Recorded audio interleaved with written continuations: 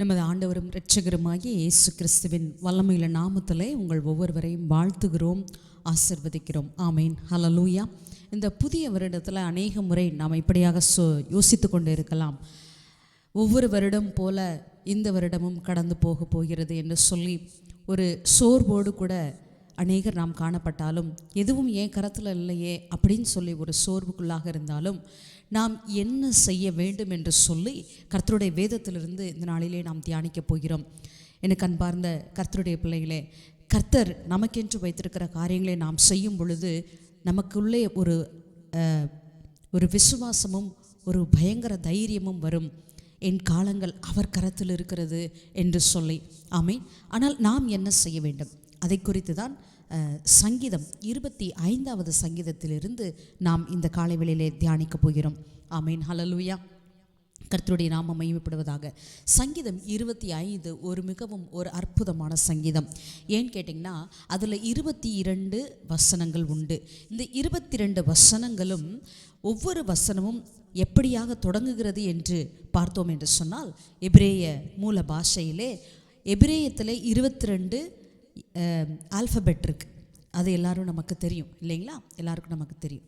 So அந்த 22 ஆல்ஃபபெட்லையும் ஒவ்வொரு ஆல்ஃபபெட்லையும் இந்த ஒவ்வொரு வசனமும் தொடங்குகிறது.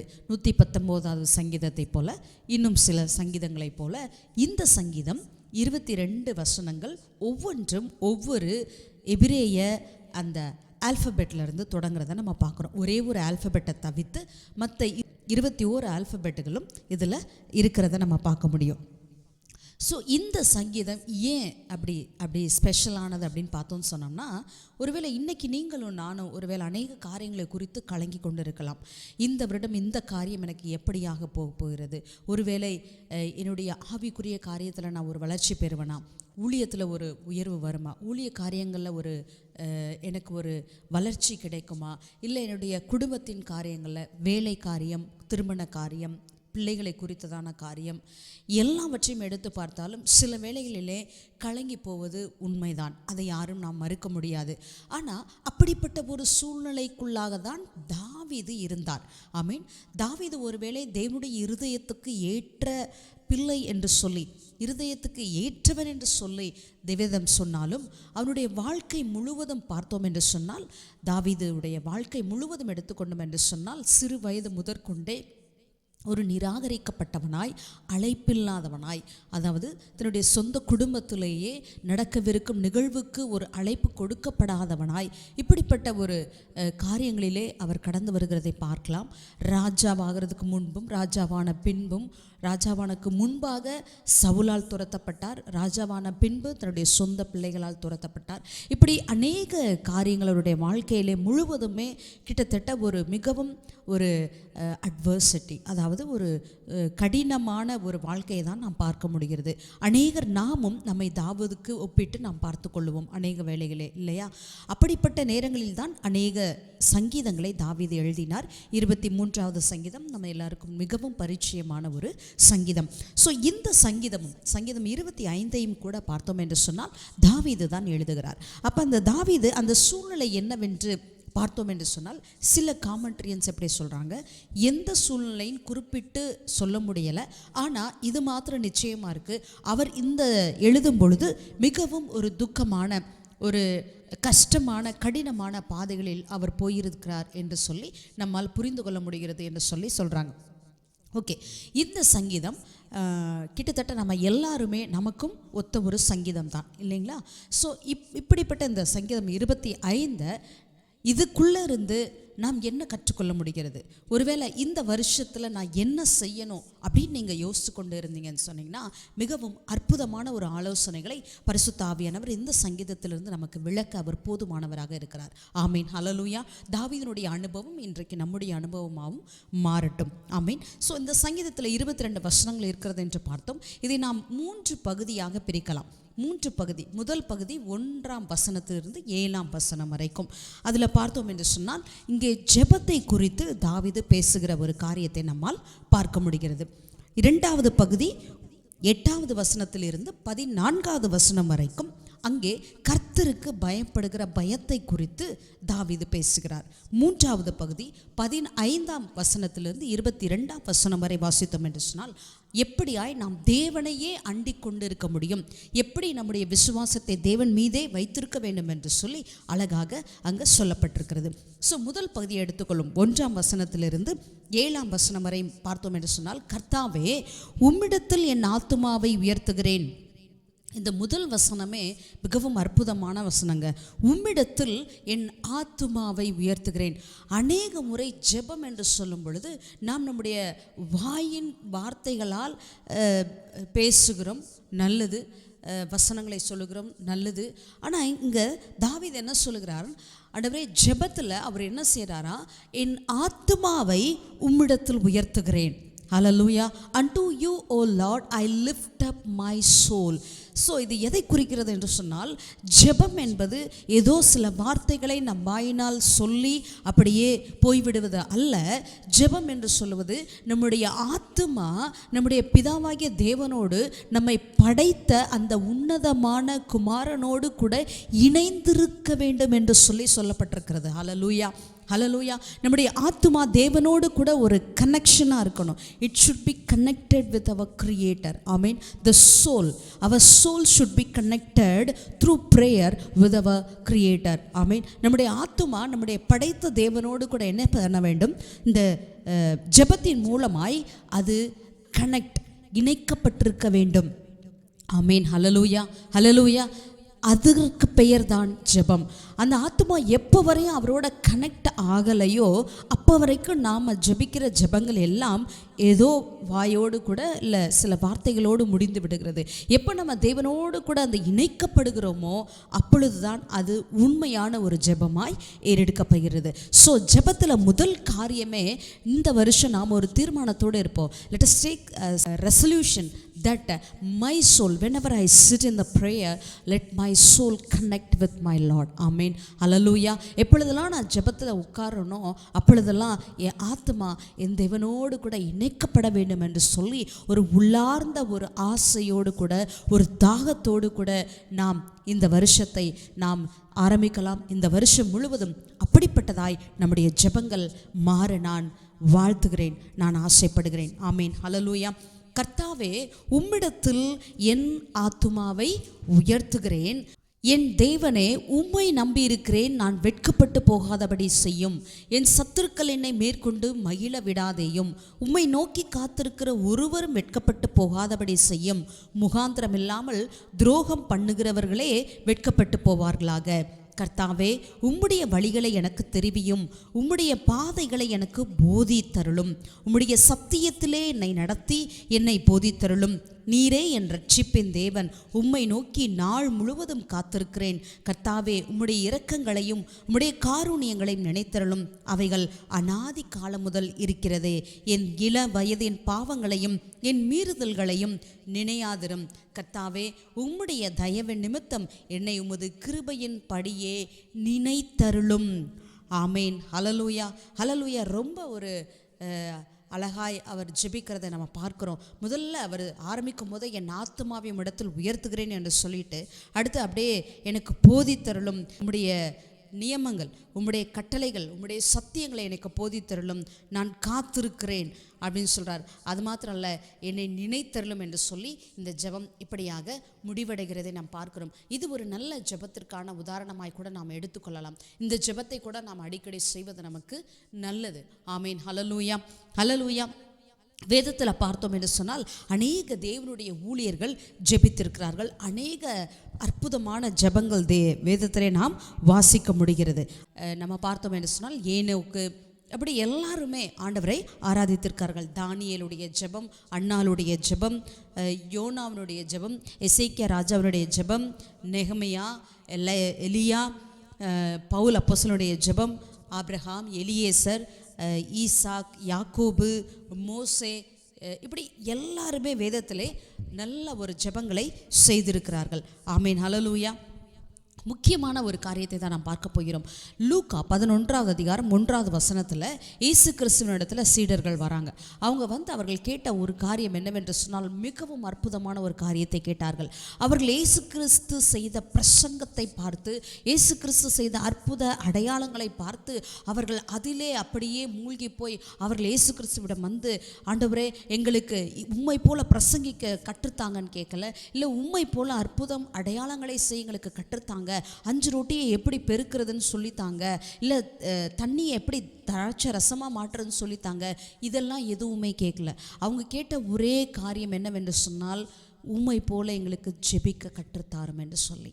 ஹல்லேலூயா.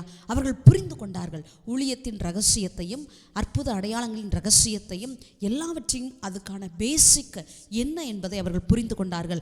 அவர்கள் கேட்டது ஏதோ ரொம்ப மிகவும் அழகான வார்த்தைகளை ஜோடித்து எப்படியாய் நாம் ஜெபிக்க வேண்டும் என்று சொல்லி அல்ல. இங்கே அவர்கள் கேட்டது, நீர் எப்படி ஜெபிக்கும் பொழுதெல்லாம் பிதாவோடு உடனே நீங்கள் கனெக்ட் ஆயிடுறீங்களோ, அது மாதிரி நாங்களும் கனெக்ட் ஆகி அப்படி ஒரு ஜெபத்தை ஜெபிக்க எங்களுக்கு கற்றுத்தாரும் என்று சொல்லி அங்கே கேட்குறதை நாம் பார்க்குறோம். ஆமீன். ஹல்லேலூயா, ஹல்லேலூயா. கர்த்தருடைய நாமம் மகிமைப்படுவதாக. How to connect with God of the universe, இதுதான் மிகவும் ஒரு பெரிய ரகசியம். ஹல்லேலூயா, ஹல்லேலூயா. யோவான் 17வது அதிகாரம் 3வது வசனத்தில், ஒன்றான மெய் தேவனாகிய உம்மையும் நீர் அனுப்பினவராகிய இயேசு கிறிஸ்துவையும் அறிவதே நித்திய ஜீவன். இயேசு கிறிஸ்து ஜெபிக்கிற ஜெபம் தேவனை அறிகிறது, அதுதான் மிகவும் முக்கியம். ஜெபத்தில் ஒரு முக்கியமான ஒரு பகுதியே நாம் தேவனை அறிந்து கொள்ளுகிற ஒரு காரியம். யாத்திராகமம் 33:13வது வசனத்தை வாசித்தோம் என்று சொன்னால், உம்முடைய கண்களில் இப்பொழுது எனக்கு கிருபை கிடைத்ததானால் நான் உம்மை அறிவதற்கும் உம்முடைய கண்களில் எனக்கு கிருபை கிடைப்பதற்கும் உம்முடைய வழியை எனக்கு அறிவியும், இந்த ஜாதி உம்முடைய ஜனம் என்று நினைத்தருளும் என்றான். இங்கே மோசே ஜெபிக்கிற ஜெபமும் கூட, உம்முடைய கண்களில் எனக்கு கிருபை கிடைத்ததனால் நான் உம்மை அறிவதற்கும். ஆமேன். ஸோ ஜெபத்தினுடைய முக்கிய காரியம் எதுவாக இருக்க வேண்டும்? மோசையினுடைய ஜெபமாக இருக்கட்டும், இயேசு கிறிஸ்துவானவருடைய ஜெபமாக இருக்கட்டும், 2 ஜெபங்களையும் நம்ம பார்க்கிறோம். அவர்கள் என்ன கேட்கிறாங்க? ஆண்டவரே, உம்மை அறிவதற்கு. ஆமேன். ஹல்லேலூயா, ஹல்லேலூயா. இன்றைக்கு நம்முடைய ஜெபங்கள் மாறட்டும். ஜெபத்தில் உட்கார்ந்த உடனேயே நம்முடைய தேவைகள், நம்முடைய எல்லாவற்றையும் கொட்டி விடுகிறோம். ஓகே, நல்லது தான், அது இல்லைன்னு சொல்லலை, வேண்டாம் என்று சொல்லவில்லை. ஆனால் முன்பாக நாம் தேவனை அறிகிற அந்த ஒரு ஆசை, அந்த ஒரு பிரயாசம், அதற்கான ஒரு ஏக்கம், ஒரு தாக்கம் நம்மிடத்தில் இருக்க வேண்டியது நல்லது. ஆமேன். ஹல்லேலூயா. தேவன் என்ன விரும்புகிறார் என்று சொன்னால், நாம் அவரோடு நம்முடைய வாழ்க்கை முழுவதும் ஒரு கனெக்ஷனில் இருக்க வேண்டும் என்று சொல்லி தேவன் விரும்புகிறார். அதற்கு மிகவும் முக்கியமானது இந்த ஜெபமாய் நமக்கு காணப்படுகிறது. ஆமேன். ஹல்லேலூயா. ஸோ இதை தான் அந்த முதல் 7 வசனத்தில் தாவீதினுடைய வாழ்க்கையில் நாம் அறிந்து கொள்ள முடிகிறது. சங்கீதம் 25 மூலமாக அதில் இன்னும் அநேக காரியங்களை குறித்து அவர் பேசிக்கொண்டே இருக்கிறார். நிச்சயமாய் பரிசுத்த ஆவியானவர் நமக்கு மற்ற எல்லா அற்புதமாங்களையும் ரகசியங்களையும் நமக்கு தெளிவுபடுத்துவாராக. ஆமேன். அடுத்து 2வது பகுதி எதை பேசுகிறது என்று சொன்னால், கர்த்தருக்கு பயப்படுகிற பயத்தை குறித்து தாவீது பேசுகிறார். ஆமேன். முதல் காரியம் ஜெபம். இந்த வருஷத்தில் நம்முடைய வாழ்க்கையில் ஜெபம் எப்பொழுதுமே நம்மோடு கூட இருக்க வேண்டும். ஜெபம் என்று சொல்லும் பொழுது தேவனோடு நாம் இணைக்கப்பட்டவர்களாய் நாம் ஆண்டவரிடத்தில் வேண்டிக் கொள்ள வேண்டும். சரிங்களா? தேவனோடு இணைக்கப்பட்டு நாம் ஜெபங்களை ஏறெடுக்க வேண்டும். 2வது பகுதியில் வாஸ்தவம் சொன்னால் 8லிருந்து 14வது வசனம் வரைக்கும் அவர் அங்கே கர்த்தருக்கு பயப்படுகிற பயத்தை குறித்து பேசுகிறார். கர்த்தர் நல்லவரும் உத்தமருமாயிருக்கிறார், ஆகையால் பாவிகளுக்கு வழியை தெரிவிக்கிறார். சாந்த குணமுள்ளவர்களை நியாயத்திலே நடத்தி சாந்த குணமுள்ளவர்களுக்கு தமது வழியை போதிக்கிறார். கர்த்தருடைய உடன்படிக்கையும் அவருடைய சாட்சிகளையும் கை கொள்ளுகிறவர்களுக்கு அவருடைய பாதைகள் எல்லாம் கிருபையும் சத்தியமும் மாணவைகள். கர்த்தாவே, என் அக்கிரமம் பெரிது, உம்முடைய நாமத்தின் நிமித்தம் அதை மன்னித்தருளும். கர்த்தருக்கு பயப்படுகிற மனுஷன் எவனோ அவனுக்கு தாம் தெரிந்து கொள்ளும் வழியை போதிப்பார். அவன் ஆத்துமா நன்மையில் தங்கும், அவன் சந்ததி பூமியை சுதந்தரித்து கொள்ளும். கர்த்தருடைய ரகசியம் அவருக்கு பயந்தவர்களிடத்தில் இருக்கிறது, அவர்களுக்கு தம்முடைய உடன்படிக்கையை தெரியப்படுத்துவார். ஆமேன். ஹல்லேலூயா, ஹல்லேலூயா. 2 அற்புதமான வசனங்கள் இருக்கிறது. கர்த்தாவே, என் கர்த்தருக்கு பயப்படுகிற மனுஷன் எவனோ அவனுக்கு தாம் தெரிந்து கொள்ளும் வழியை போதிப்பார். ஆமேன், அல்லேலூயா. கர்த்தருடைய வழிகள் நமக்கு தெரிய வேண்டும் என்று சொன்னால், நாம் இந்த வருஷத்தில் ஒருவேளை நாம் எப்படி நடக்க வேண்டும் என்று சொல்லி தெரியல அப்படின்னு கலக்கத்தோடு நாம் இருப்போம் என்று சொன்னால், கர்த்தருக்கு பயப்படுகிற பயம், ஆமீன், ஹல்லேலூயா, ரெவரன்ஷியல் ஃபியர் ஆஃப் காட். ஆமீன். ஒரு பிள்ளை தன்னுடைய தகப்பனுக்கு கொடுக்குற அந்த ஒரு மரியாதை கலந்த அந்த ஒரு பயம், அதை தான் இங்கே சொல்லப்படுகிறது. ஸோ அவருக்கு என்ன செய்கிறாரா, தேவன் தன்னுடைய வழியை போதிப்பார். அது மாத்திரமல்ல, அவன் ஆத்துமா நன்மையில் தங்கும். நம்முடைய ஆத்துமா நன்மையில் தங்க வேண்டும். ஆமேன், அல்லேலூயா. நம்முடைய ஆத்துமாவில் கலக்கம் இருக்கக்கூடாது. நம்முடைய ஆத்துமா கலங்காமல் இருக்க வேண்டும் என்று சொன்னால் கர்த்தருக்கு பயப்படுகிற பயம் வேண்டும். கர்த்தருக்கு பயப்படுகிற பயம் இருக்கும் என்று சொன்னால் அது நம்முடைய ஆத்துமா நன்மையில் தங்கும். அவன் சந்ததி பூமியை சுதந்தரித்துக் கொள்ளும். கர்த்தருடைய பெரிய ஆசீர்வாதங்களை வாசிக்கிறோம். அது மாத்திரமல்ல, கர்த்தருடைய ரகசியம் அவருக்கு பயந்தவர்களிடத்தில் இருக்கிறது. கர்த்தருக்கு பயப்படுகிற பயம் இருக்கும் என்று சொன்னால் கர்த்தருடைய ரகசியம் அவர்களிடத்தில் இருக்கிறது என்று சொல்லி வசனம் சொல்கிறது. அவர்களுக்கு தம்முடைய உடன்படிக்கையை தெரியப்படுத்துவார். கர்த்தர் தம்முடைய உடன்படிக்கையே தெரியப்படுத்துகிறாராம். ஆமேன், அல்லேலூயா. கர்த்தருக்கு பிரியமானவர்களே, நாம் நம்முடைய வாழ்க்கையின் தேவனுடைய திட்டங்களை தெரிந்து கொள்ள வேண்டும் என்று சொன்னால், ஊழியத்திலே, உங்களுடைய எதிர்காலத்திலே, பிள்ளைகளை குறித்த காரியத்திலே திட்டங்களையும் காரியங்களையும் தெரிந்து கொள்ள வேண்டும் என்று சொன்னால் அதற்கு ஒரே வழி கர்த்தருக்கு பயப்படுகிற பயம். ஆமேன், ஹல்லேலூயா, ஹல்லேலூயா. வேதத்திலே அநேக அப்படிப்பட்ட ஜனங்களை நாம் வாசிக்க முடியும். எப்படியாக தேவனுக்கு பயந்தவர்களாய் காணப்பட்டார்கள் என்று சொல்லி ஒரு ஆதியாகமம் 39வது அதிகாரத்தில் வாசித்தோம் என்று சொன்னால், அங்கே யோசேப்பை குறித்து படிக்கிறோம். யோசேப்பு சொல்கிறார், அவர் நான் கர்த்தருக்கு பயப்படுகிறவன் என்று சொல்லி. ஆமேன், ஹல்லேலூயா. நான் எப்படி இந்த பாவத்தை செய்ய முடியும் என்று சொல்லி யோசேப்பு அங்கு தன்னுடைய வஸ்திரத்தையும் விட்டவராய் ஓடி போகிறதை நாம் காண முடிகிறது. ஸோ கர்த்தருக்கு பயப்படுகிற பயம் நம்மை பாவத்திலிருந்து விளக்குகிறதாய் இருக்கிறது. ஆமேன், ஹல்லேலூயா. ஸோ கர்த்தருக்கு பிரியமானவர்களே, அதே போல ஒன்று ராஜாக்களின் புஸ்தகம் 18வது அதிகாரத்தில் வாசித்தோம் என்று சொன்னால், அங்கே ஒபதியா என்று சொல்லி ஆகாப் ராஜாவுடைய கவர்னர் ஒருவர் அங்கே நாம் வாசிக்கிறோம். அவரை குறித்து எலியா நபியினுடைய நாட்களிலே, எலியா தீர்க்கதரிசியினுடைய நாட்களிலே இந்த ஒபதியா அவர் ராஜ அரண்மனையில், ஆகாபுடைய அரண்மனையில் ஒரு கவர்னராக இருந்தாலும் நமக்கெல்லாம் நன்றாக தெரியும் ஆகாபும் ஏசபேலும் என்ன செய்தார்கள் என்று சொன்னி, கர்த்தருடைய தீர்க்கதரிசிகளையும் கர்த்தருடைய ஆசாரியர்களையும் பிடித்து எப்படியாக கொலை செய்தார்கள் என்று சொல்லி. அப்படிப்பட்ட ஒரு ராஜாவுடைய அரண்மனையில் இருக்கிற இந்த ஒபதியா என்ன செய்தார் என்று சொன்னால், கர்த்தருடைய 100 தீர்க்கதரிசிகளை 50 பேராக 2 குகைகளிலே அவர்களை மறைத்து வைத்து அவர்களுக்கு ரொட்டியும் தண்ணீரும் கொடுத்து அவர்களை போஷித்து வந்தார் என்று சொல்லி எழுதப்பட்டிருக்கிறது. அங்கே சொல்லுகிறார், நான் கர்த்தருக்கு பயப்படுகிறவன் என்று சொல்லி ஒபதியா சொல்லுகிறதை நாம் வாசிக்க முடியுது. அல்லேலூயா, அல்லேலூயா. கர்த்தருக்கு பிரியமானவர்களே, நாம் கர்த்தருக்கு பயப்படுகிற பயம் நம்மிடத்தில் இருக்கும் என்று சொன்னால், ராஜாவை காட்டிலும் கர்த்தருக்கு நாம் முதல் இடத்தையும் கர்த்தருக்கு கனத்தையும் மகிமையும் கொடுப்போம் என்று சொன்னால், கர்த்தர் நிச்சயமாகவே நம்மை ஆசீர்வதிக்கிறவராக இருக்கிறார். தம்முடைய உடன்படிக்கையை நமக்கு தெரியப்படுத்துகிறவராக இருக்கிறார். நம்முடைய சந்ததி அது ஆசீர்வாதமாக இருக்கும்படிக்காக ஆசீர்வதிக்கிறார். நம்முடைய ஆத்துமா அது நன்மையில் தங்கும்படிக்கான ஆசீர்வாதத்தை கர்த்தர் நமக்கு கொடுக்க அவர் போதுமானவராக இருக்கிறார். ஆமீன், ஹல்லேலூயா, ஹல்லேலூயா. இங்கே நாம் வாசிக்கிறோம், அவர் சொல்கிறார், நான் சிறு வயது முதல் நான் கர்த்தருக்கு பயப்படுகிறவனாக இருக்கிறேன் என்று சொல்லி. ஒபதியாவுடைய statement, I fear the Lord from my youth. Hallelujah. What a encouraging word for today's youth. இன்றைக்கு இருக்க இளம் பிள்ளைகளுக்கு எத்தனை ஒரு உற்சாகமான ஒரு வார்த்தை பாருங்கள். ஒபதியா அவங்க சொல்லுகிற ஒரு பெரிய கவர்னர், நான் சிறு வயது முதல், என்னுடைய வாலிபம் முதல் நான் கர்த்தருக்கு பயப்படுகிறவனாக இருக்கிறேன் என்று சொல்லி. ஹல்லேலூயா, ஹல்லேலூயா. கர்த்தர் எப்படியாக நம்முடைய பிள்ளைகளை ஆசீர்வதிப்பாராக.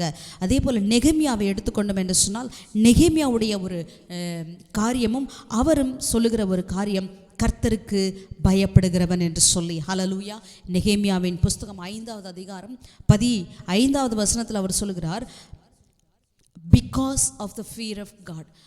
நான் இந்த காரியத்தை ஏன் செய்யலைன்னு சொன்னால், கர்த்தருக்கு பயப்படுகிற பயம் எனக்குள்ளாக இருந்தபடினால் நான் இந்த காரியத்தை செய்யவில்லை என்று சொல்லி அங்கே நெகேமியா சொல்லுகிறதை நாம் வாசிக்க முடிகிறது. ஆமீன், ஹல்லேலூயா.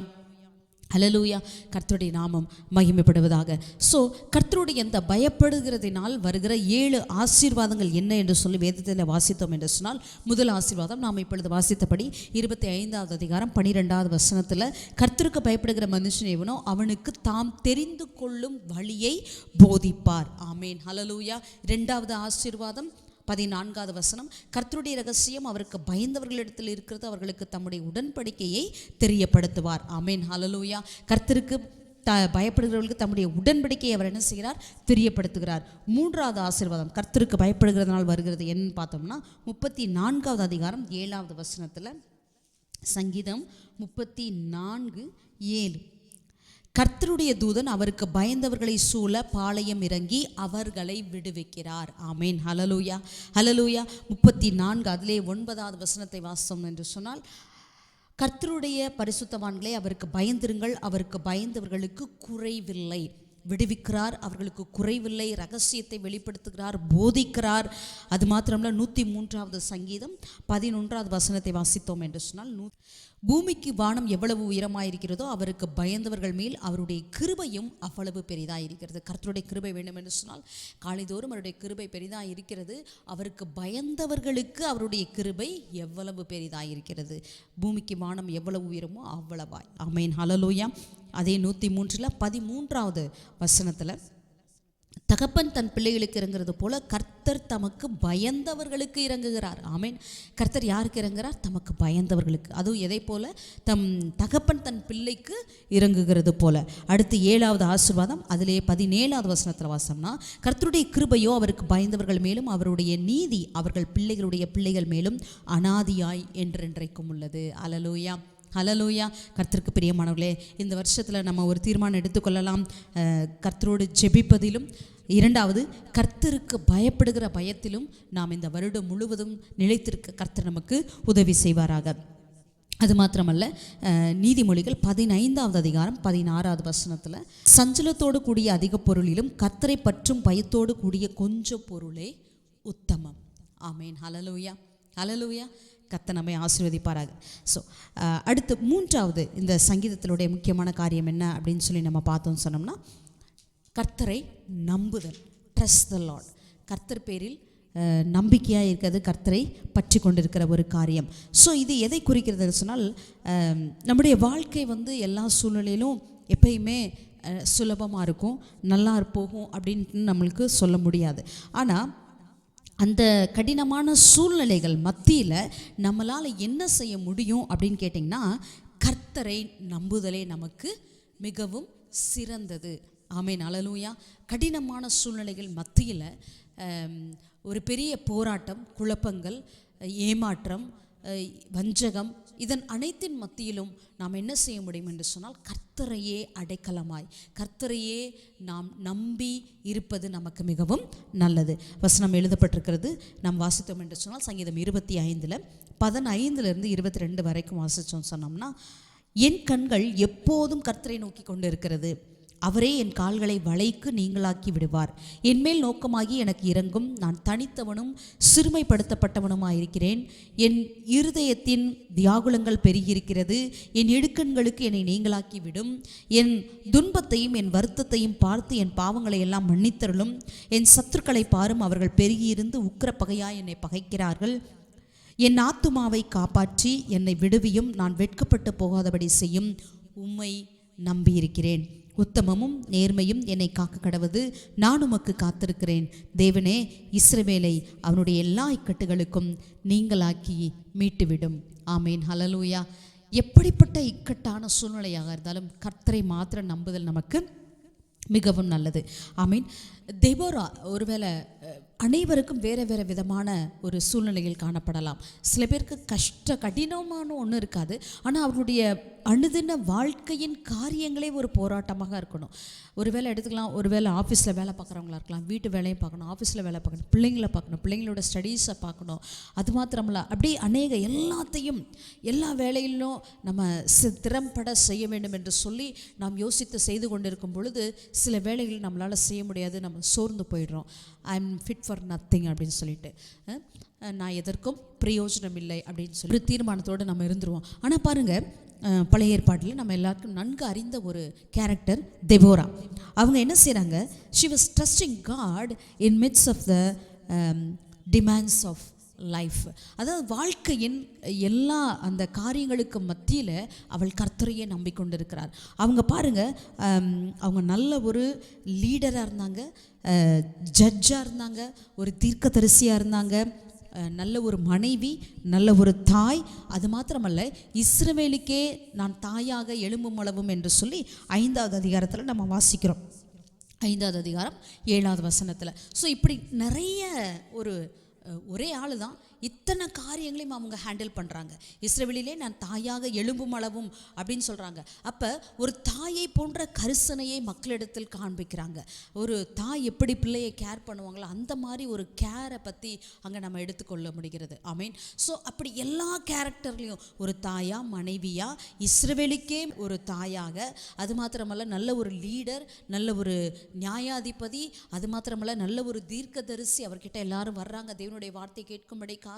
இது எல்லாம் மத்தியிலும் தேசத்தை யுத்தத்திலிருந்து காப்பாற்றும்படிக்காக யுத்தத்திலே கூட அவர்கள் அங்கே நிற்கிறதை பார்க்க முடிகிறது. அல்லேலூயா. இது எல்லாவற்றுக்கும் முக்கிய காரணம் என்னென்னா, அவங்களுடைய அந்த ஸ்டேட்மெண்ட் எல்லாம் படித்தோம்னு சொன்னோம்னா, வசனங்களை படித்தோம் என்று சொன்னால், எவ்வளவாய் அவர்கள் கர்த்தரையே நம்பியிருந்தார்கள் என்று சொல்லி, சத்த தன்னோடு கூட இருக்கிறார் என்பதை அவர்கள் வாழ்ந்து காண்பித்தார்கள் என்று தான் நாம் சொல்ல வேண்டும். ஆமேன். அல்லேலூயா. அப்படி கேரக்டர்ஸ் நம்ம பார்க்கலாம் வேதத்திலேருந்து. புதிய ஏற்பாட்டிலேருந்து ஒரு கேரக்டரை நான் பார்க்க விரும்புகிறேன். சகரியா அண்டு எலிசபெத்து 2 பேரும் பாருங்களேன். அவங்க எப்போ ஆண்டரை நம்பினாங்கன்னு சொன்னாங்கன்னா, எல்லாம் அனுகூலமாக இருக்கும்போது இல்லை, அவங்க வாழ்க்கையில் வெகு நாட்களாய் அவர்கள் ஏங்கி கொண்டு இருக்கிற காரியம் அது நிறைவேறவே இல்லை. அப்போ அது எவ்வளோ பெரிய ஒரு துர்பாக்கியமான காரியமாக இருக்கும் என்று யோசித்து பாருங்கள். அவர்களுடைய சூழ்நிலையை வெகு காலமாய் திருமணமானதிலிருந்து இப்போ அவர்கள் மிகவும் வயது சென்றவர்களாய் ஆயிட்டாங்க. ஆனால் அவங்க கர்த்தரையே நம்பியிருந்தாங்க. எப்படி நமக்கு புரிகிறது? அவர்கள் ஒரு நாளும் கர்த்தருக்கு ஊழியம் செய்வதில் இருந்து அவர்கள் விலகவே இல்லை. ஆமேன். ஹல்லேலூயா. ஹல்லேலூயா. கர்த்தருக்கு பிரியமானவர்களே, இந்த நாட்களில் ஒருவேளை சின்ன ஒரு இடுக்கண், ஒரு சூழ்நிலை, ஒரு கஷ்டம், ஏதோ யாரோ என்னமோ சொல்லிட்டாங்க அப்படின்னு சொன்னால், முதலாவது நாம் செய்கிற காரியம் என்ன தெரியுமா? விசுவாசிகளாக இருக்கட்டும், அவர்கள் செய்கிற முதல் காரியம், முதல்ல அவங்க ஜெபத்தை நிப்பாட்டிடுவாங்க. 2வது சர்ச்சுக்கு போக மாட்டாங்க. 3வது சர்ச்சு குரூப், வாட்ஸ்அப் குரூப்லேருந்து லெஃப்ட் ஆயிடுவாங்க. இல்லையா?